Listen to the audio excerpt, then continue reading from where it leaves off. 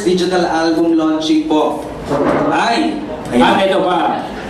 Kakatapos siya ng, actually, voice talent din siya from TV commercial, station commercial. Nag-BPO. Oo, yun yung marami. Pero, regular host po siya ng Globe Telecom Youth Summit. Ayan. Ayan. So, maraming nakakilala.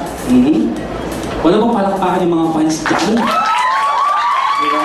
Hindi na mo si Bianchi. Diyan na.